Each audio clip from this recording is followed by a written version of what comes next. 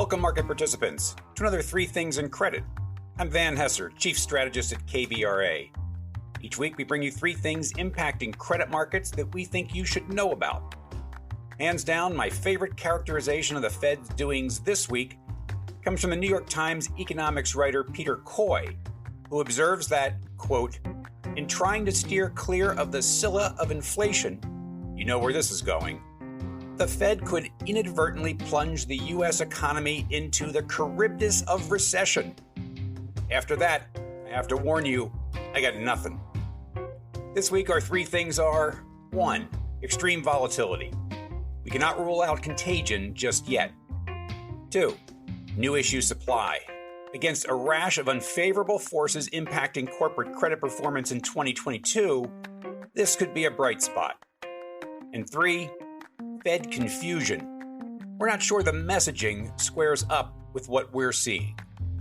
All right, let's dig a bit deeper. The hidden cost of volatility. So history tells us that geopolitical events really don't move markets all that much.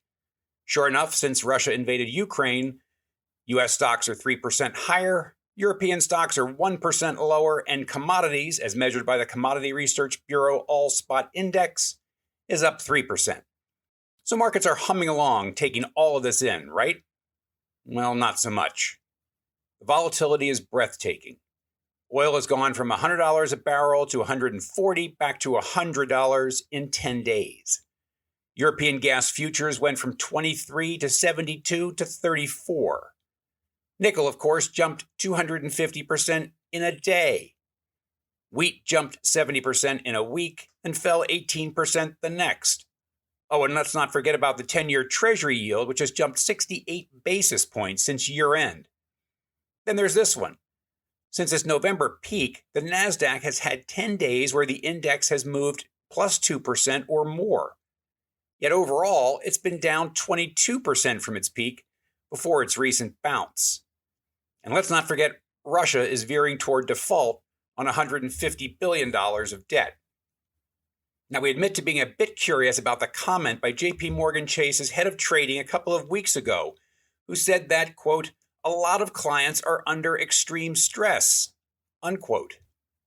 Or when the European Federation of Energy Traders, a trade body that includes BP, Shell, and commodity traders like Trafigura, said the other day that the industry needs, quote, "emergency liquidity support to ensure that wholesale gas and power markets continue to function," unquote. So what have credit spreads done? Well, they've moved out significantly, with IG approaching that arbitrarily determined worry point, 150 basis points OAS, before coming back into 136 basis points. High yield, meanwhile, is out to 386 basis points. Those averages from 2010 to 2019, by the way, are 140 and 481 basis points respectively. Now, we would attribute much of the widening to the rise in rates, which is driving outflows and historically poor performance in the asset class. But don't lose sight of the cost of volatility. That is sure to increase risk aversion among investors, which includes not only a heightened sensitivity to default risk, but also an aversion to structure and complexity. Search for yield has turned into search for liquidity, at least for now. All right, on to our second thing. Supply is normalizing. Now, we've talked a lot about normalization, getting past the distortions in markets of the past 2 years, courtesy of unprecedented fiscal relief and monetary accommodation. We came upon yet another thing that is normalizing, and that is new issue supply. Using Bloomberg numbers, U.S. investment-grade issuance ballooned in 2020 to $1.8 trillion as relieved issuers grabbed cash by the fistful, backstopped by the Fed, which found, buried in its crisis toolkit, the ability to buy corporate debt. Issuance dropped to $1.4 trillion in 2021 as the need for emergency liquidity went away, but stimulus-charged economic growth and ultra-low interest rates were too good to pass up for many issuers. Importantly, those two things, along with improving the line of sight around the pandemic, boosted significantly M&A volume and related financing. Which brings us to 2022. This year feels like a return to normal, which is roughly $1.2 trillion, which is what it was averaged from 2013 to 2019. To issuers, the environment is less than ideal, what with growth slowing, rates rising, and war building. We are also seeing a correction, a normalization in equity markets and debt markets, which is increasing cost of capital to potential acquirers that would become potential issuers. Reduced supply is a bit of good news to beleaguered credit investors that are enduring a historically poor start to the year, courtesy of a dramatic rise in rates and a correction in credit spreads. All right, on to our third thing, Fed confusion. I want to make a couple of points about the Fed here at the outset. One, I don't have a lot of respect for Monday morning quarterbacks, those who are quick to hammer the Fed, especially Jay Powell, for throwing too much at the pandemic. In the heat of the battle, there was tremendous uncertainty about how the pandemic would progress. Maintaining a highly accommodative monetary policy was the right thing to do, especially given the alternative, which we saw play out painfully for years after the GFC. Did the Fed buy bonds for too long? Certainly, especially in terms of mortgages. But that's not Monday morning quarterbacking. The effects of that were clearly evident throughout in the form of soaring home price appreciation. But when we take a step back and consider the overall cost of Powell's game plan, high inflation for a period of time that most observers, as well as markets, expect to be highly manageable, we resist the temptation to nitpick. And by the way, we, and critics, will never know how this compares to what would have happened if he had tightened on the timetable and magnitude those critics hoped for. The second point I'd like to make is, why do we get so worked up about dot plots and forecasted hikes? If the Fed is doing its job, it will be measured in its approach and data-driven. Nimble is the way Powell puts it. Would you want it any other way? Especially in this environment with so much uncertainty amidst normalization and the war, no one has that good of a crystal ball. And this is no time for ideologues. So by now, you've been inundated with analysis around the FOMC meeting. Two things to ponder from our perspective.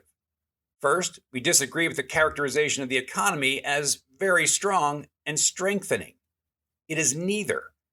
Deceleration is happening all over the place, consumer and commercial sentiment is depressed, and the Atlanta Fed GDP Now Q1 estimate of real GDP growth is hovering around 1%. And it strikes me as odd that those descriptors were used when you are reducing your GDP forecast by 120 basis points from 3 months ago. In a similar vein, we find it hard to believe that unemployment will remain at very low levels as growth is cut in half.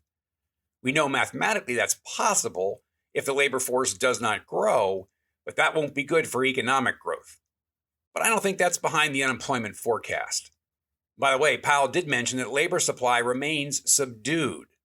That is the key takeaway with regard to the labor market, in our opinion.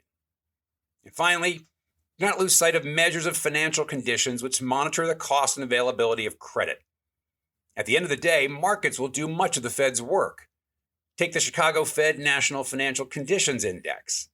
It is spiking off of very favorable readings in 2021 toward levels last seen in 2016, the year of China's economic deceleration, plummeting oil prices, and a sharp rise in bond yields. With market appetite reducing and growth slowing, the Fed quite possibly will not have to be as aggressive, ultimately, in raising rates.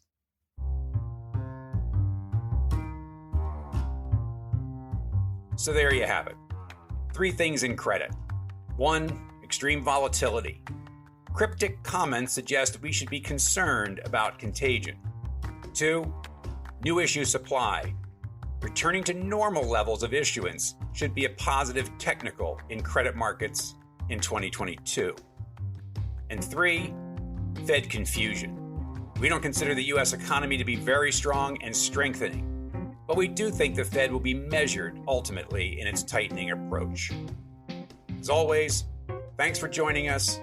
Don't forget to check in on kbra.com for our latest research and ratings reports. See you next week.